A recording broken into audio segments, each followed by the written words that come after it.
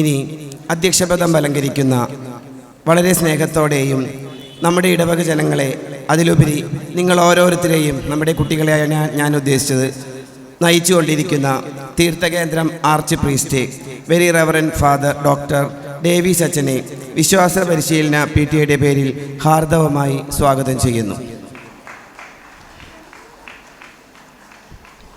അടുത്തതായി അനുഗ്രഹ പ്രഭാഷണം ചെയ്യാനെത്തിയ നമ്മുടെ എല്ലാം പ്രിയങ്കരനായ, ഒരുപക്ഷെ വിശ്വാസ പരിശീലന വിദ്യാർത്ഥികൾക്ക് ഏറ്റവും അടുപ്പമുള്ള നമ്മുടെ കൊച്ചച്ഛൻ ഡെറിൻ അച്ഛനെ ഏറെ സ്നേഹത്തോടെ സ്വാഗതം ചെയ്യുന്നു.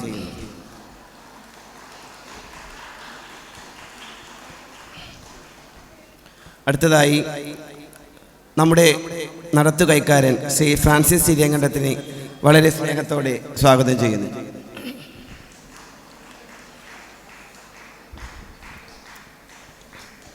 ഇനി ഈ സ്കൂളിൻ്റെ പ്രിൻസിപ്പളായ ഈ വിശ്വാസ പരിശീലന വിദ്യാലയത്തിലെ പ്രിൻസിപ്പലിനെ ശ്രീ റോബിൻ മാസ്റ്ററെ വളരെ സ്നേഹത്തോടെ സ്വാഗതം ചെയ്യുന്നു. നമ്മളുടെ ഈ വിദ്യാലയത്തിലെ സ്കൂൾ ലീഡർമാരായ മിസ് ബ്ലെസ്മി ലാൻസിനെയും മാസ്റ്റർ വിൽവിൻ വർഗീസിനെയും ഏറെ സ്നേഹത്തോടെ സ്വാഗതം ചെയ്യുന്നു.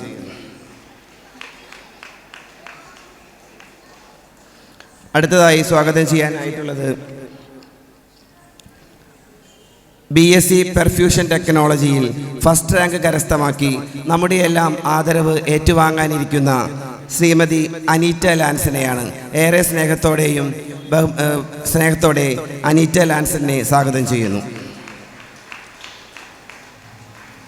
ഇന്നിവിടെ സന്നിഹിതരായിരിക്കുന്ന എല്ലാ രക്ഷിതാക്കളെയും അധ്യാപകരെയും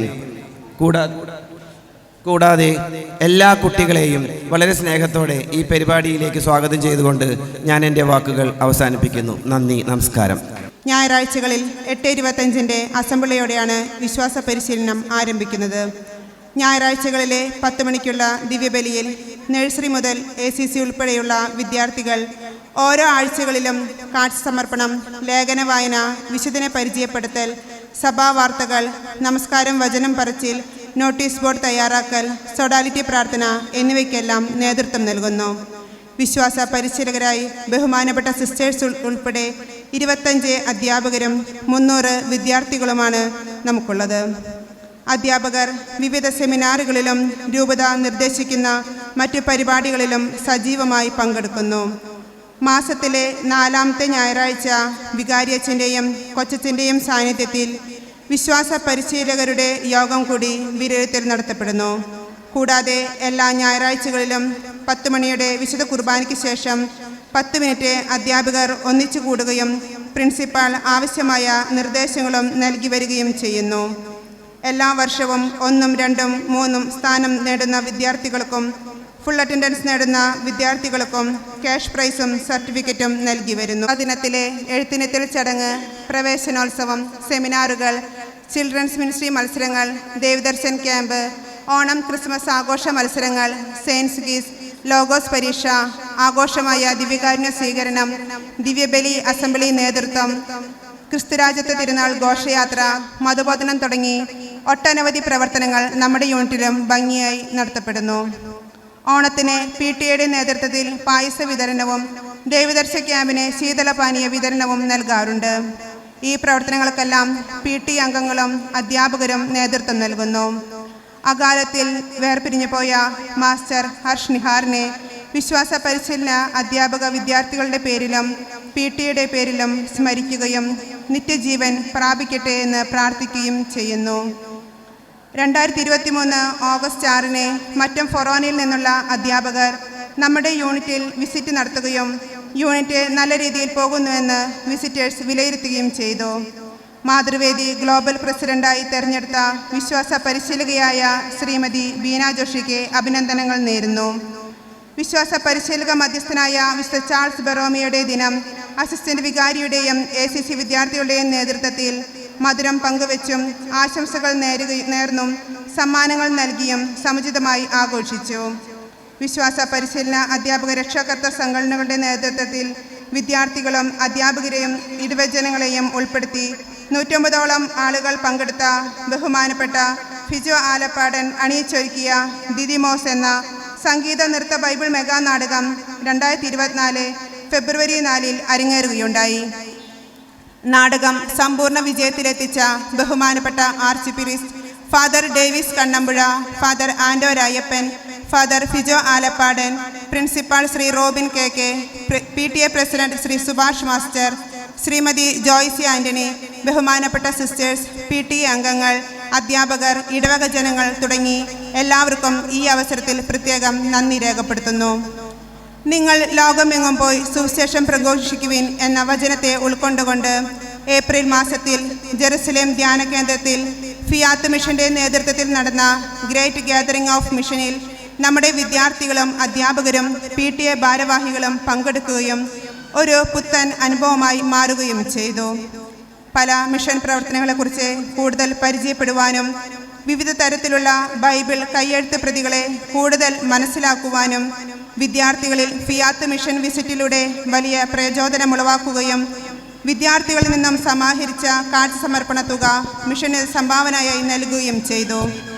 2024 മെയ് 19 പെന്തോക്സ്ത തിരുനാൾ ദിനത്തിൽ മാർ ടോണി നീലങ്കാവിൽ പിതാവിൻ്റെ നേതൃത്വത്തിൽ എഴുത്തിനിട്ടൽ ചടങ്ങിൽ 25ഓളം കുട്ടികൾ ആദ്യാക്ഷരം കുറിക്കുകയുണ്ടായി. പരിശുദ്ധാത്മാവിൻ്റെ ഫലങ്ങൾ കുട്ടികളിൽ പരിശീലിക്കാനും പരിശുദ്ധാത്മാവിൻ്റെ ദാനങ്ങൾ നിറയുന്നതിനും പിതാവ് പ്രത്യേകം പ്രാർത്ഥിച്ചു. ഞായറാഴ്ചകളിൽ വിദ്യാർത്ഥികൾക്കും അധ്യാപകർക്കും വേണ്ടി കുമ്പസാരത്തിനായി സൗകര്യമൊരുക്കുകയും കുട്ടികൾക്കും അധ്യാപകർക്കും വേണ്ട പ്രോത്സാഹനവും മാർഗനിർദ്ദേശങ്ങളും നൽകി ഞങ്ങളെ ഒരുക്കുന്ന arch priest reverend father Davis കണ്ണമ്പുഴയ്ക്കും സഹവികാരി ഫാദർ ഡെറിൻ അരിമ്പൂരിനും ഈ അവസരത്തിൽ നന്ദി പറയുന്നു. PTA എക്സിക്യൂട്ടീവ് അംഗങ്ങളുടെ ഉത്തരവാദിത്തപൂർണമായ പിന്തുണയും പ്രോത്സാഹനവും നമ്മുടെ യൂണിറ്റിനെ ഒരു മുതൽക്കൂട്ടാണെന്ന് എടുത്തു പറയേണ്ടിയിരിക്കുന്നു.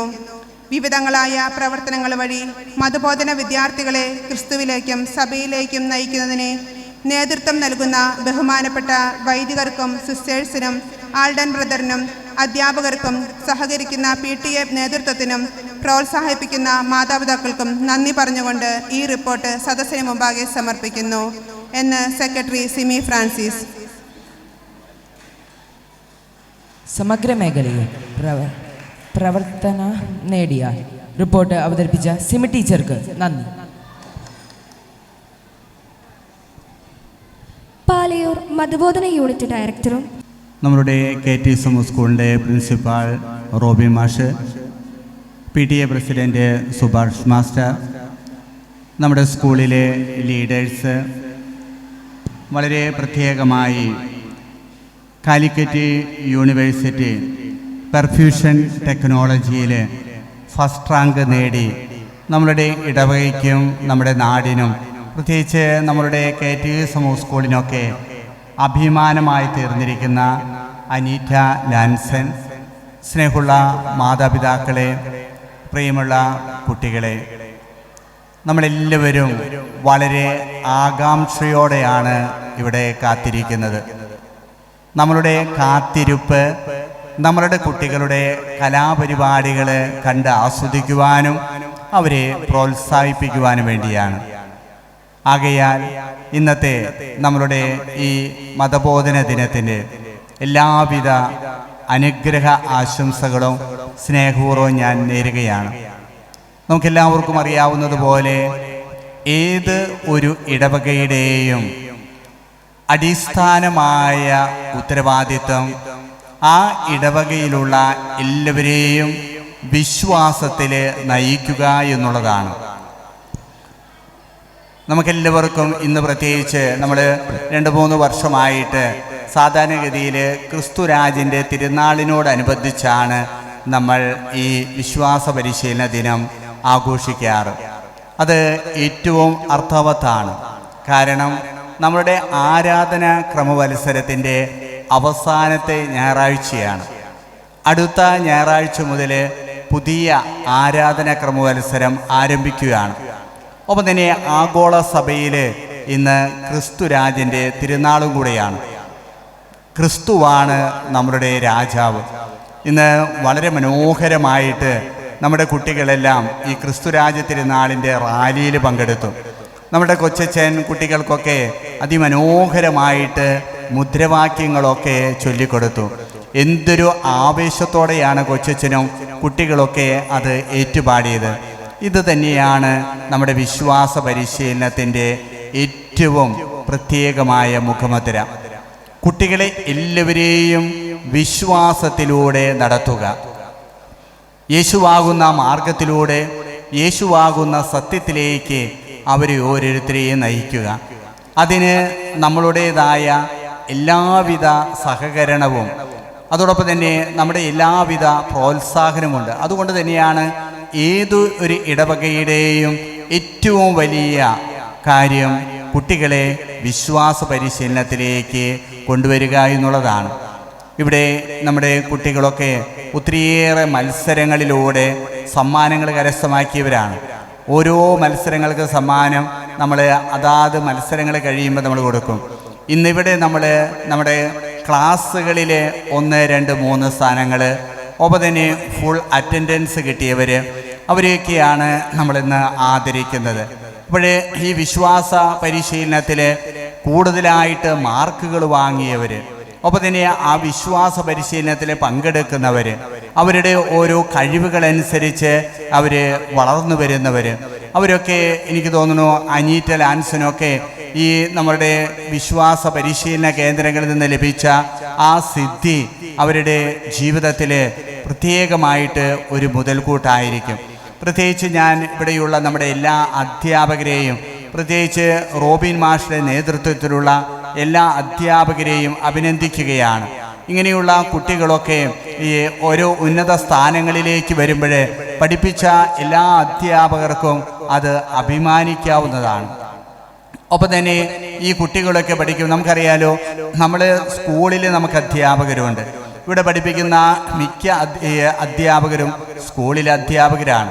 പ്രത്യേകിച്ച് നമ്മുടെ ബഹുമാനപ്പെട്ട സിസ്റ്റേഴ്സ്, മറ്റുള്ള ഇപ്പോൾ നമ്മുടെ PTA പ്രസിഡന്റ് റോബി മാഷ്, ഇവരൊക്കെ സ്കൂളിൽ പഠിപ്പിക്കുന്നവരാണ്. അങ്ങനെ പഠിപ്പിക്കുമ്പോഴേ ഇവർ പഠിപ്പിച്ച കുട്ടികൾ ഉന്നതമായ സ്ഥാനത്തിലേക്ക് എത്തിച്ചേരുമ്പോൾ അവർക്ക് എന്തൊരു വലിയ സന്തോഷമായിരിക്കും. അപ്പോഴേ ഇവിടെയുള്ള നമുക്കറിയാം, നമ്മുടെ അധ്യാപകർ മുഴുവനും എല്ലാ ദിവസവും ജോലികൾ ചെയ്ത് അവസാനം ഒരു ദിവസം അവർക്ക് റെസ്റ്റ് കിട്ടുന്നതാണ്. പ്രത്യേകിച്ച് ഇപ്പോൾ റോബി മാഷും സുഭാഷ് മാഷും അവർ രണ്ടാൾ വേദിയിൽ ഇരിക്കുന്നത് കൊണ്ടാണ് പറയും. മറ്റുള്ള അധ്യാപകരും സിസ്റ്റർമാരും ഒക്കെ തിങ്കളാഴ്ച മുതൽ ശനിയാഴ്ച വരെ സ്കൂളിൽ പഠിപ്പിക്കുന്നവരാണ്. നമ്മളെപ്പോലെ അവർക്കും ആഗ്രഹം ഉണ്ടാവും ഒരു ദിവസം ഫ്രീ കിട്ടണമെന്ന്. ആ ഞായറാഴ്ചയാണ് ഇവിടെ അവർ പഠിപ്പിക്കാനായിട്ട് വരിക. ഒറ്റ ദിവസം അവർക്ക് ഒഴിവില്ല. അവരൊക്കെ നമ്മളെ എന്തുമാത്രം അഭിനന്ദിച്ചാലും അത് ഒന്നും ആകില്ല. ഞാൻ എല്ലാ അധ്യാപകരെയും സിസ്റ്റേഴ്സിനെയും ഒക്കെ ഒറ്റ വാക്കിൽ അതിനെ അഭിനന്ദിക്കുകയാണ്. അപ്പോൾ നമ്മുടെ PTA വളരെ ശക്തമായിട്ട് നമ്മുടെ അധ്യാപകരോടും കുട്ടികളോടും ചേർന്ന് പ്രവർത്തിക്കുന്നവരാണ്.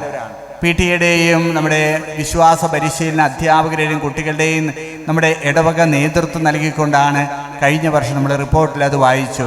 വളരെ മനോഹരമായ തോമാശ്രീയുടെ ദിദിമോസ് നാടകം അരങ്ങേറി.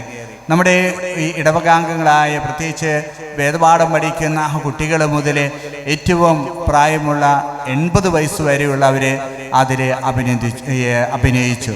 അവരൊക്കെ ആ നാടകം അതിൻ്റേതായ അത്രയും പെർഫെക്ഷനിലോടുകൂടി അവതരിപ്പിച്ചു. അതുപോലെ PTA എല്ലാ കാര്യങ്ങളിലും നമ്മുടെ ഇടവകയോട്, പ്രത്യേകിച്ച് അധ്യാപകരോടും കുട്ടികളോടും ചേർന്ന് പ്രവർത്തിക്കുന്ന എല്ലാ PTA ഭാരവാഹികൾക്കും ഞാൻ പ്രത്യേകമായിട്ട് അഭിനന്ദനം അറിയിക്കുകയാണ്. ഒപ്പം തന്നെ നമ്മുടെ കുട്ടികളാണ് നാളത്തെ മുതൽക്കൂട്ടുകൾ. അവർ വിശ്വാസത്തിൽ വളർന്നു വരുന്ന തലമുറയുണ്ടാകണം. ഇന്ന് നമ്മൾ എവിടെ നോക്കിയാലും നമുക്ക് നമ്മുടേതായ ഈ പ്രസ്ഥാനങ്ങളെയും നമ്മുടേതായ മതങ്ങളെയും നമ്മുടേതായ വിശ്വാസങ്ങളെയൊക്കെ പൊതുവേദിയിലൊക്കെ താറടിച്ച് കാണിക്കുന്ന അവസ്ഥകൾ സംജാതമാകുന്ന കാലഘട്ടമാണ്. അവിടെയൊക്കെ നാം സ്വീകരിച്ചിരുന്ന ആ വിശ്വാസം മുറുകെ പിടിക്കുവാനായിട്ട്, കുഞ്ഞുനാളിൽ നമ്മൾ ലഭിച്ച ആ വിശ്വാസം മറ്റുള്ളവരിൽ സാക്ഷ്യം വഹിക്കുവാനായിട്ട് ലഭിക്കേണ്ട അവസരങ്ങളിൽ അത് സാക്ഷ്യം വഹിക്കുവാനായിട്ട് നമ്മുടെ കുട്ടികളെ നമ്മൾ പ്രാപ്തരാക്കണം. നമ്മുടെ മാതാപിതാക്കൾ അതിനുള്ള നല്ല കളരികളായിരിക്കണം. കുടുംബാംഗങ്ങൾ, നമ്മുടെ കുടുംബത്തിൽ നിന്നാണ് കുഞ്ഞുങ്ങൾ ആ വിശ്വാസത്തിൻ്റെ ആദ്യ അക്ഷരങ്ങൾ പഠിക്കുക. നമുക്കെല്ലാം അറിയാം, നമ്മുടെ കുഞ്ഞുങ്ങളെ എഴുതുവാനും വായിക്കാനും പഠിക്കുന്നതിന് മുൻപ് തന്നെ എന്ത് രസമായിട്ടാണ് നമ്മുടെ നമസ്കാരങ്ങളും പ്രാർത്ഥനകളൊക്കെ പഠിക്കുന്നത്. കഴിഞ്ഞ ദിവസം നമ്മുടെ ചിൽഡ്രൻസ് മിനിസ്ട്രിയുടെ തിരുവാല സഖ്യത്തിൻ്റെ മീറ്റിങ്ങിൽ പോയപ്പോൾ ഒരു കുട്ടി പറഞ്ഞു എന്നോട്, ഞാൻ പരിശുദ്ധരാജ്ഞിയും മനസ്താപകരും പഠിച്ചു കഴിഞ്ഞു. 2ല പഠിച്ചു കഴിഞ്ഞു. അപ്പോഴേ അവർ അതൊക്കെ വീട്ടിൽ നിന്ന് പഠിച്ചു വരികയാണ്. 1ല 2ലാണെന്ന് കൃത്യമായിട്ട് ഓർക്കുന്നില്ല. എന്നാലും ആ കുട്ടി എന്നോട് പറഞ്ഞു, ഞാനത് പഠിച്ചു കഴിഞ്ഞു. എന്നിട്ട് ഞാൻ പൗലോട് പറഞ്ഞു, നീ ചൊല്ലിയേ എന്ത് രസമായിട്ട് പ്രാർത്ഥന ചെല്ലണേ. അപ്പോഴേ നമ്മുടെ മാതാപിതാക്കൾ കുഞ്ഞുങ്ങൾക്ക് ചേർന്ന് നിൽക്കണം. നമ്മുടെ വിശ്വാസത്തിലും ഭൗതിക ലക്ഷ്യത്തിലും എല്ലാം ചേർന്ന് നിൽക്കുമ്പോഴേ ആ കുഞ്ഞുങ്ങൾ തങ്ങളുടെ ജീവിതം എല്ലായ്പ്പോഴും വിശ്വാസത്തിൽ ആഴപ്പെട്ടു കൊണ്ടുപോകും. ആകയാൽ നമ്മുടെ കുടുംബങ്ങൾ വിശ്വാസത്തിൻ്റെ ആദ്യ കളരികളാകുവാനായിട്ട് പരിശ്രമിക്കണം. വിശ്വാസത്തിൽ നിന്ന് ഒപ്പം തന്നെ നമ്മുടെ കുഞ്ഞുങ്ങളെല്ലാവരെയും മാമോദീസ മുക്കുമ്പോഴേ കുഞ്ഞുങ്ങൾക്കെല്ലാവർക്കും ജ്ഞാനസ്നാന മാതാപിതാക്കളുണ്ട്. അവരുടേതായ ഉത്തരവാദിത്തം ഈ കുഞ്ഞുങ്ങളെ വിശ്വാസത്തിൽ വളർത്തിക്കൊണ്ടുവരുവാനുള്ള ഉത്തരവാദിത്തം ഞങ്ങൾ ഏറ്റെടുത്തു നടത്തുന്നു എന്നുള്ളതാണ് അവരുടെ പ്രഖ്യാപനം. ജ്ഞാനസ്നാന മാതാപിതാക്കൾക്ക് വലിയൊരു ഉത്തരവാദിത്തമുണ്ട്. അവരാണ് തലതൊട്ടപ്പനും തലതൊട്ടമ്മയും. ഈ കുഞ്ഞുങ്ങളെ വിശ്വാസത്തിൽ വളർത്തുവാൻ വേണ്ടി ഉത്തരവാദിത്തം മാതാപിതാക്കളോട് ചേർന്ന് നിന്നുകൊണ്ട് പ്രവർത്തിക്കുവാനായിട്ട് നിങ്ങൾക്കിടവരുത്തട്ടെ. ഇന്ന് ഈ ദിവസത്തിൻ്റെ എല്ലാവിധ ആശംസകളും പ്രാർത്ഥനകളും നേർന്നുകൊണ്ട് ഞാൻ അവസാനിപ്പിക്കുന്നു. നന്ദി. ലോകം മുഴുവൻ സുഖം പകരാനായി സ്നേഹദീപമേ മിഴി തുറക്കൂ. കഥന നിവാരണ കനിവിന്നുറവേ കാട്ടിൻ നടുവിൽ വഴി തെളിക്കൂ. ലോകം മുഴുവൻ സുഖം പകരാനായി സ്നേഹദീപമേ മിഴി തുറക്കൂ.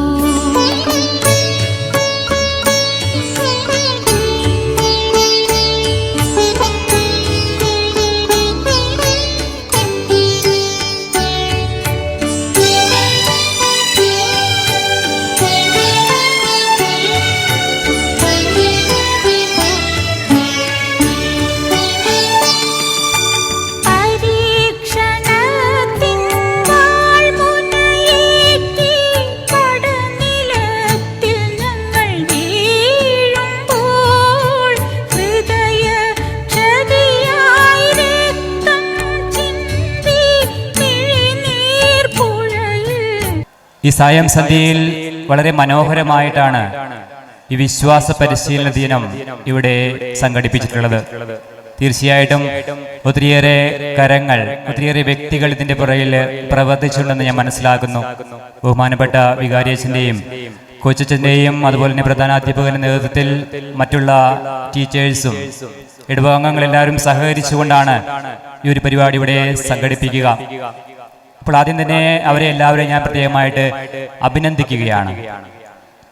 നമുക്കറിയാം, ബഹുമാനപ്പെട്ട വികാരിയച്ഛൻ സൂചിപ്പിച്ചു, വിശ്വാസ പരിശീലനം നമ്മുടെ വിശ്വാസ ജീവിതത്തിന്റെ അടിത്തറയാണ്. യഥാർത്ഥ ക്രിസ്തീയ മൂല്യങ്ങളുള്ള പുതിയ തലമുറ വളർന്നു വന്നാലേ നമ്മുടെ ഈ സഭയ്ക്ക് നിലനിൽപ്പുള്ളൂ. അത് നമ്മൾ മനസ്സിലാക്കുന്നു. അതുകൊണ്ടാണ് വിശ്വാസ പരിശീലനത്തിന് ഇത്രയധികം പ്രാധാന്യം നമ്മുടെ ഇടവകയിൽ നമ്മൾ കൊടുക്കുക. ഇത് ഒരു വ്യക്തിയുടെയോ അല്ലെങ്കിൽ കുറച്ച് വ്യക്തികളുടെയോ മാത്രം ഒരു ഉത്തരവാദിത്വമല്ല. ഇടവക സമൂഹത്തിന്റെ ഒരു കൂട്ടുത്തരവാദിത്വമാണ് നമ്മുടെ ഇടവകയിലെ നമ്മുടെ കുട്ടികളെ വിശ്വാസത്തിൽ വളർത്തുക എന്ന് പറയുക. ഈയിടയ്ക്ക് അമേരിക്കയിൽ പുതിയതായിട്ടുള്ള ഒരു പ്രസിഡന്റ് തിരഞ്ഞെടുക്കപ്പെട്ട ഡൊണാൾഡ് ട്രംപ്, അദ്ദേഹം തൻ്റെ പല പൊതുവേദികളിലും റാലികൾ അഭിസംബോധന ചെയ്തപ്പോൾ ബൈബിൾ എടുത്ത് കയ്യിൽ പിടിച്ചുകൊണ്ട് പറയുകയാണ്, ഇന്ന് അമേരിക്കയിലെ പല സ്ഥലങ്ങളിലുമുള്ള പതനങ്ങൾക്ക് കാരണം, വീഴ്ചകൾക്ക് കാരണം ഈ ബൈബിളിൽ നിന്ന്, വിശ്വാസത്തിൽ നിന്ന് ആളുകൾ പുറകോട്ട് പോയതാണ്. നമ്മുടെ പള്ളികളിലുമൊക്കെ ആളുകൾ കുറഞ്ഞു വരുന്നു. അത് സംഭവിച്ചുകൂടാ. ആളുകൾ ക്രിസ്തീയ മൂല്യങ്ങളിലേക്ക് തിരിച്ചു വരണം. നമ്മുടെ രാജ്യം കെട്ടിപ്പടുത്തിരിക്കുന്നത് ഈ ക്രിസ്തീയ അടിസ്ഥാനത്തിലാണ്, ക്രിസ്തീയ മൂല്യങ്ങളിലാണ്. അതുകൊണ്ട് പള്ളികളിലേക്ക് ആളുകൾ തിരിച്ചു വരണം, ബൈബിളിലേക്ക് ആളുകൾ തിരിച്ചു വരണം എന്ന്. അപ്പോൾ അമേരിക്ക പോലുള്ള അത്രമാത്രം വികസിതമായിട്ടുള്ള രാജ്യത്തെ പ്രസിഡന്റ് ജനങ്ങളെ അഭിസംബോധന ചെയ്യുമ്പോൾ അദ്ദേഹം ഉറച്ച വിശ്വാസത്തോടെയാണ് പറയുന്നത്, ഈ ബൈബിളും നമ്മുടെ കൂദാശകളും വിശ്വാസവും ഒക്കെ വളരെ പ്രധാനപ്പെട്ടതാണെന്ന്. പക്ഷെ നമ്മുടെ നാട്ടിലേക്കൊക്കെ വരുമ്പോൾ ഇന്ന് പല ഇടവകകളിലും പല കുടുംബങ്ങളിലൊക്കെ കാണുന്ന ഒരു ട്രെൻഡ് എന്ന് പറയുന്നത് വിശ്വാസ പരിശീലനത്തിന് അത്രയൊന്നും താല്പര്യമില്ലാത്ത കുട്ടികളെയും മാതാപിതാക്കളെയാണ്. പല കുട്ടികളും ചിന്തിക്കുന്നത് ഇതിൻ്റെയൊക്കെ ആവശ്യമുണ്ടോ? ആകെ ഞായറാഴ്ച ഒരു ദിവസമാണ് കിട്ടുന്നത്, ഒത്തിരിയേറെ പഠിക്കാനുണ്ട്, അപ്പോൾ കുറച്ച് കൂടുതൽ നേരം ഉറങ്ങാം, അല്ലെങ്കിൽ മറ്റുള്ള പല കോച്ചിങ്ങും മറ്റുള്ള പല കാര്യങ്ങൾക്കും ഞങ്ങൾക്ക് സമയം കിട്ടും. അപ്പോൾ ഈ വിശ്വാസ പരിശീലനത്തിൻ്റെയൊക്കെ ആവശ്യമുണ്ടോ എന്നാണ് ചോദിക്കുന്നത്. അതുപോലെ തന്നെയാണ് പലപ്പോഴും മാതാപിതാക്കൾക്ക് ചിന്തിക്കുക. പക്ഷെ നമ്മളൊരു കാര്യം മനസ്സിലാക്കണം, നമുക്ക് യഥാർത്ഥമായിട്ടുള്ള വിശ്വാസമില്ലെങ്കിൽ നമ്മൾ എത്ര മുന്നോട്ട് പോയാലും നമ്മൾ ചിലപ്പോൾ പതറി വീഴും. നമ്മുടെ ജീവിതത്തിന്റെ ദുഃഖദുരിതമായ പ്രശ്നങ്ങളിലൊക്കെ അഭിമുഖീകരിക്കുമ്പോൾ ഈ വിശ്വാസമുള്ളവർക്ക് പിടിച്ചു നിൽക്കാൻ സാധിക്കുകയുള്ളൂ. നമ്മൾ ബൈബിളിൽ വായിക്കുന്നുണ്ട്, പാറമേൽ പണിയപ്പെട്ട ഭവനം, അത് എത്രയൊക്കെ പ്രശ്നങ്ങളുണ്ടെങ്കിലും നിലനിൽക്കും. അപ്പോൾ നമ്മുടെ കുട്ടികളൊക്കെ ഒത്തിരിയേറെ ബുദ്ധിമുട്ടുകളുടെയും പ്രയാസങ്ങളിലൂടെയൊക്കെയാണ് കടന്നു പോകുന്നത്. അപ്പോൾ അവർക്ക് വിശ്വാസമില്ലെങ്കിൽ ഈ ജീവിതത്തിൽ പിടിച്ചു നിൽക്കുവാനായിട്ട് സാധിക്കുകയില്ല.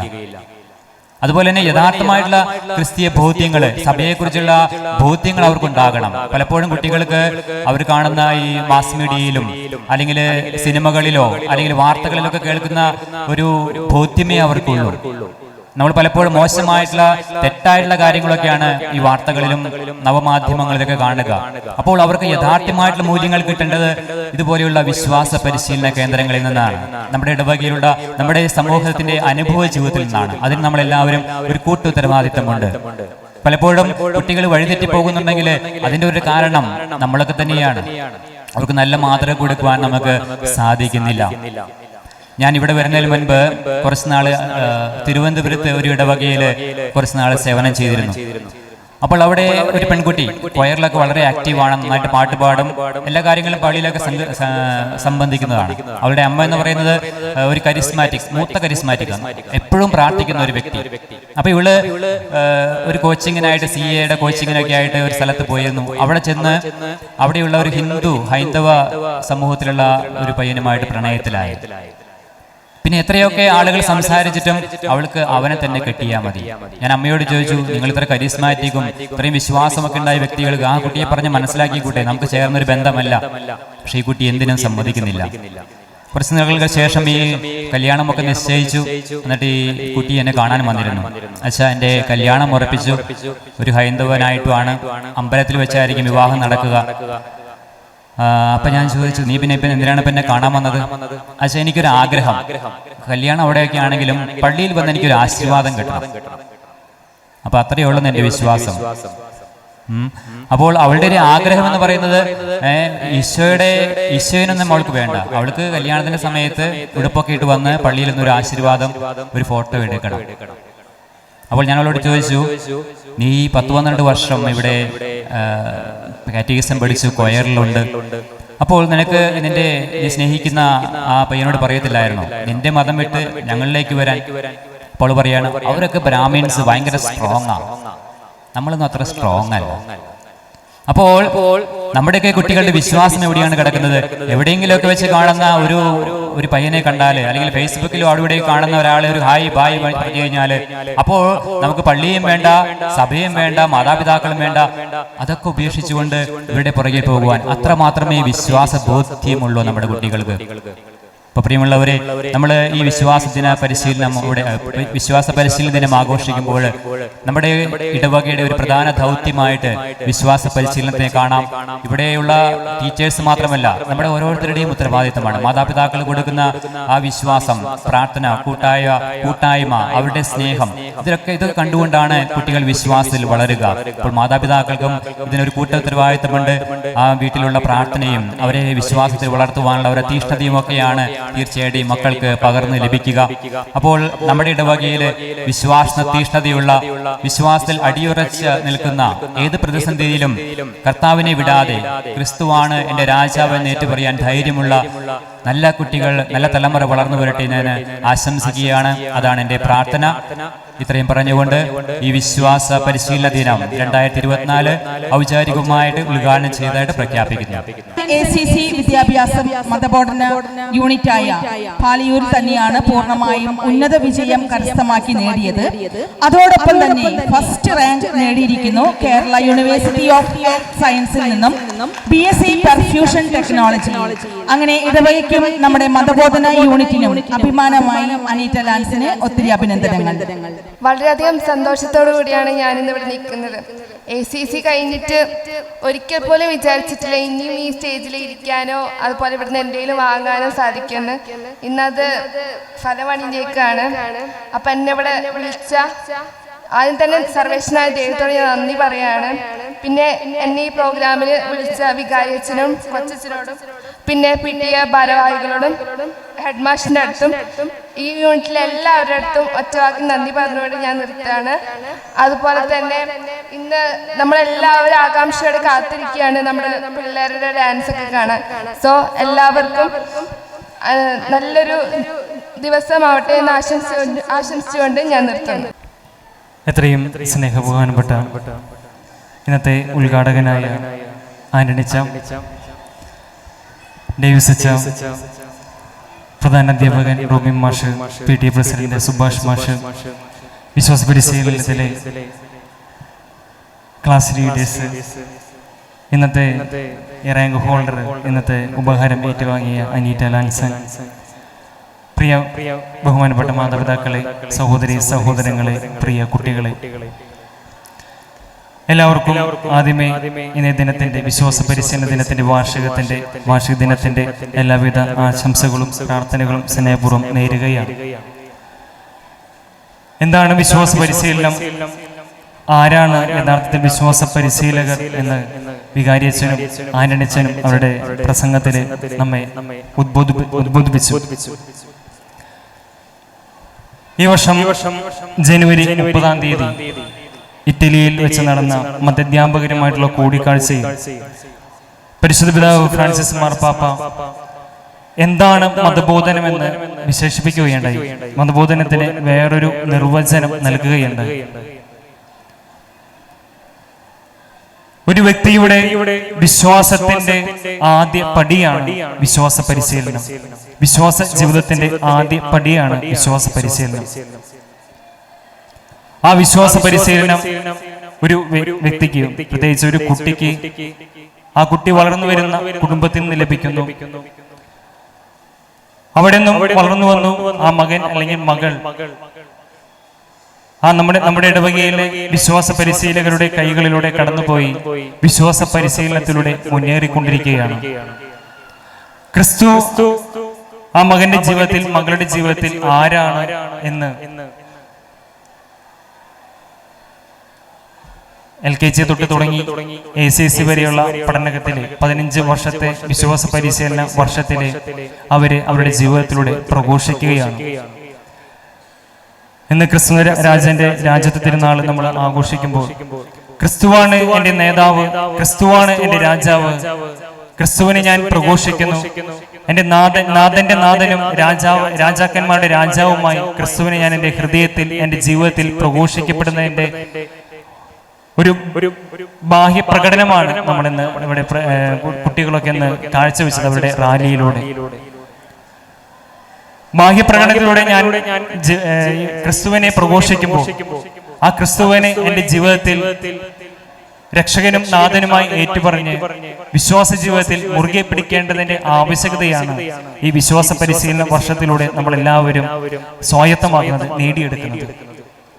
അതിന് ഏറ്റവും പ്രാധാന്യമർഹിക്കുന്നത് ആദ്യമേ നമ്മുടെ കുടുംബത്തിലെ മാതാപിതാക്കളാണ്. മാതാപിതാക്കളിൽ നിന്ന് കൈമാറി കിട്ടിയ വിശ്വാസം. ഒരു യുവതി അല്ലെങ്കിൽ യുവാവ് വിവാഹത്തിന് മുമ്പ് അച്ഛന്മാരുടെ അടുക്കലേക്ക് വന്നിട്ട് നമസ്കാരം ചൊല്ലി കേൾപ്പിക്കുന്ന ഒരു ചെറിയൊരു ചടങ്ങുണ്ട്. വിവാഹത്തിന് മുമ്പുള്ള ഒരു കൊച്ചു ചടങ്ങ്. ഒത്തിരി പേര് പേടിച്ചിട്ടുകൊണ്ട് നമ്മുടെ അടുത്തേക്ക് വരും. എന്താ അച്ഛൻ ചോദിക്കുക, ഇത് ചോദിച്ചിട്ട് കിട്ടിയില്ലെങ്കിൽ അവരുടെ കല്യാണം മുടങ്ങുമോ എന്നൊക്കെയുള്ള വലിയൊരു പേടിയൊക്കെ ഉണ്ട്. നമ്മളാരും ഞാനങ്ങനെ ആരും പേടിപ്പിക്കാറില്ല, നമ്മൾ കണ്ടാരും പേടിക്കൂല.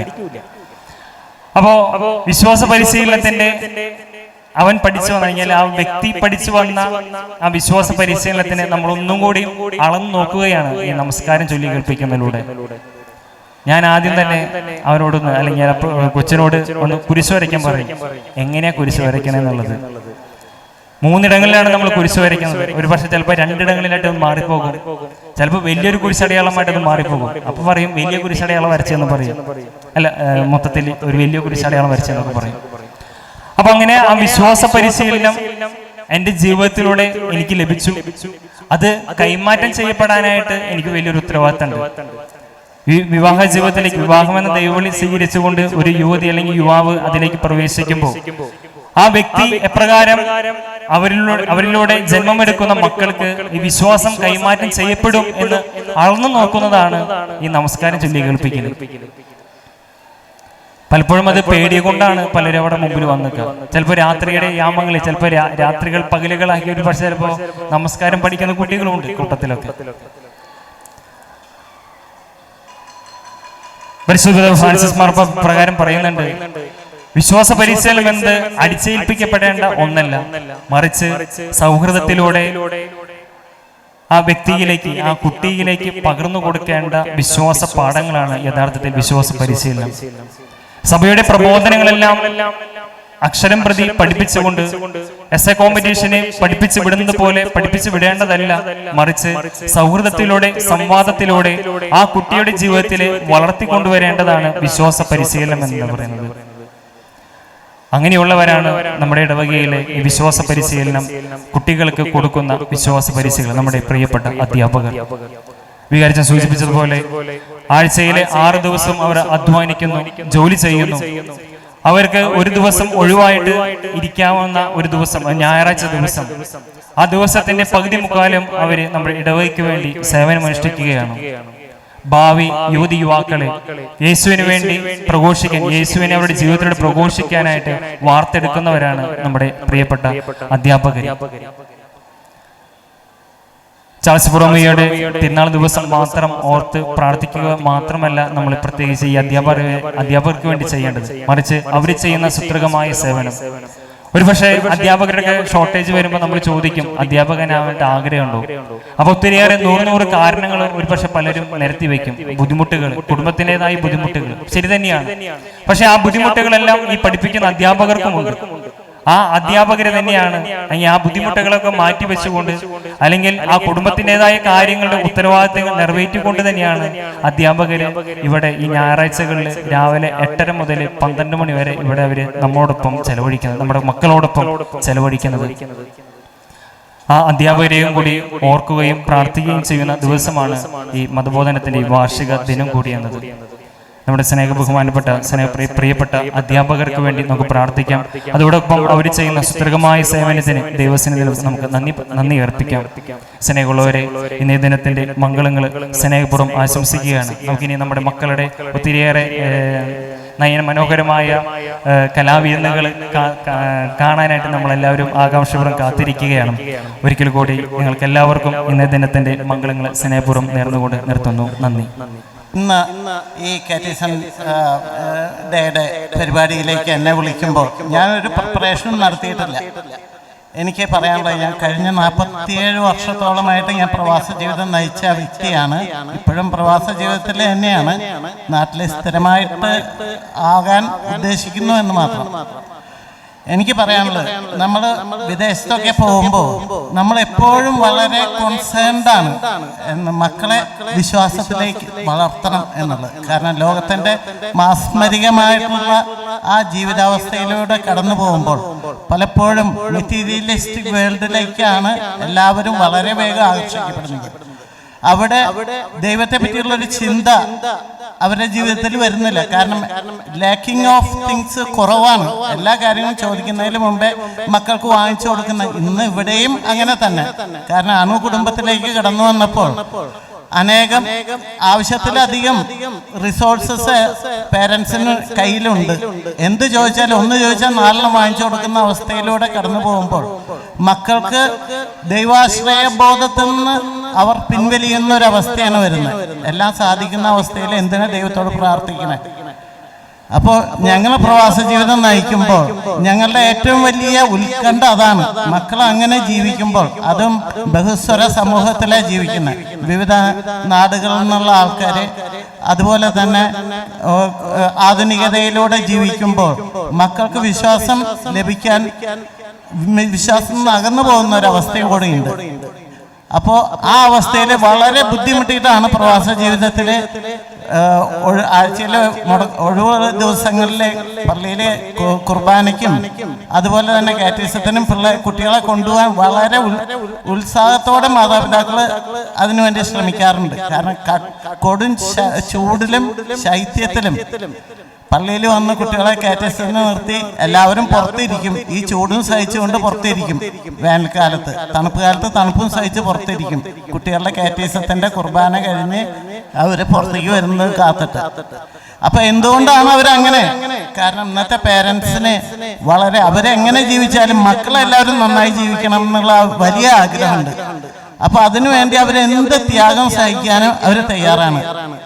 ഇന്ന് ലോകത്തിന്റെ മാസ്മരിക വലയത്തെ പെട്ടിട്ട് പല ജീവിതങ്ങളും അതിലെ തകർന്നു പോകുന്ന അവസ്ഥയാണ് നമ്മൾ ചുറ്റുപാട് മുഴുവൻ കാണുന്നത്. അപ്പോ ഇന്ന് വിശ്വാസം എന്ന് പറയുന്നത് യുക്തിസഹമായി ചിന്തിച്ചാലും വിശ്വാസത്തിന് അടിസ്ഥാനമുണ്ട്. എന്താന്ന് വെച്ചാല്, കാരണം ഈ ലോകം മുഴുവൻ സൃഷ്ടിച്ചത് നമ്മളൊന്നുമല്ല. ഒരു പുൽക്കൊടിക്ക് പോലും ജീവൻ നൽകാൻ മനുഷ്യന് കഴിയില്ല, ദൈവം തന്നെ വിചാരിക്കണം. വളരെ മൈക്രോ കോശങ്ങളിൽ നിന്നാണ് എല്ലാം ഉത്ഭവിക്കുന്നത്. ഈ മൈക്രോ കോശത്തിലെ ജീവന്റെ കണിക നിക്ഷേപിച്ചത് ആരാ? ഈ മൈക്രോ കോശത്തിൽ നിന്ന് ജീവൻ ഉടലെടുത്ത് അത് വലിയ വ്യക്തിയായി തീരുമ്പോൾ അതിന്റെ ഡാറ്റ അതിനകത്തുണ്ട്, ഈ മൈക്രോ കോശത്തിലുണ്ട്. എങ്ങനെയായിരിക്കണം, എന്തായിരിക്കണം, ഇതൊന്നും മനുഷ്യന് അസാധ്യമായതും ചിന്തിക്കാൻ കഴിയുന്നതിലൊക്കെ വളരെ അപ്പുറമാണ്. അപ്പോൾ ഇന്നത്തെ ആധുനികതയായിട്ട് വെച്ച് നോക്കുമ്പോഴും ദൈവവിശ്വാസം എന്ന് പറയുന്നത് വളരെ അത്യന്താപേക്ഷിതമായ കാര്യമാണ്. കാരണം നമ്മളുടെ ഒന്നും അവസാനം എന്താണെന്ന് നമുക്കറിയില്ല, അടുത്ത നിമിഷം എന്താണെന്ന് നമുക്കറിയില്ല. ഇതിനൊക്കെ പരിപാലിക്കുന്ന ഒരു ദൈവം ഉണ്ട്. അതൊരു യാഥാർത്ഥ്യമാണ്, അതൊരു സങ്കല്പമല്ല, യാഥാർത്ഥ്യം. നമുക്ക് വിശ്വാസത്തിനെതിരെ യുക്തിയിൽ സംസാരിക്കുമ്പോൾ ദൈവനിഷേധം നടത്തുന്ന അനേകം പേരുണ്ട്. പക്ഷേ ദൈവനിഷേധം നടത്തുന്നതിനേക്കാളും എത്രയോ ആയിരക്കണക്കിന് ഉദാഹരണങ്ങൾ ദൈവം ഉണ്ടെന്ന് തന്നെ പറയാൻ നമുക്കുണ്ട്. കേവലം നിസ്സാരമായ ആർഗ്യുമെന്റ് വെച്ചാണ് ദൈവനിഷേധം നടത്തി പോകുന്നത്. ഇന്ന് ഇവിടെ വിശ്വാസ പരിശീലനം നടത്തുന്ന എല്ലാ അധ്യാപകരെയും അവരും നടത്തുന്നത് ഒരു പ്രേക്ഷിത പ്രവർത്തനമാണ്. ആ പ്രേക്ഷിത പ്രവർത്തനത്തിൽ കർത്താവ് നമ്മളെ ബലമേൽപ്പിച്ചിരുന്ന ഉത്തരവാദിത്തമാണ് പ്രേക്ഷിത പ്രവർത്തനം. ആ പ്രേക്ഷിത പ്രവർത്തനത്തിൽ പല വിധത്തിലും പങ്കാളികളാകാം. പള്ളിക്ക് വേണ്ടി പല വിധത്തിലും, മിഷൻ പ്രവർത്തനത്തിൽ, വചന പ്രഘോഷണത്തിൽ, അതുപോലെ തന്നെ പല പല കാര്യങ്ങളിലും പങ്കാളികളാകും. അപ്പോൾ വിശ്വാസ പരിശീലനത്തിന് പ്രവർത്തിക്കുന്ന എല്ലാ അധ്യാപകരെയും പ്രത്യേകം നന്ദിയോടെ സ്മരിക്കുന്നു. അതുപോലെ തന്നെ വിശ്വാസത്തിനായി ദാഹിച്ച് വരുന്ന എല്ലാ കുഞ്ഞുമക്കളെയും പ്രത്യേകം സ്മരിക്കുന്നു. എല്ലാവർക്കും അതിൻ്റെ പിന്നിൽ പ്രവർത്തിക്കുന്ന എല്ലാ പുരോഹിത സഭാ നേതൃത്വത്തെയും പ്രത്യേകം അഭിനന്ദിക്കുന്നു. ദൈവം എല്ലാവരെയും അനുഗ്രഹിക്കട്ടെ.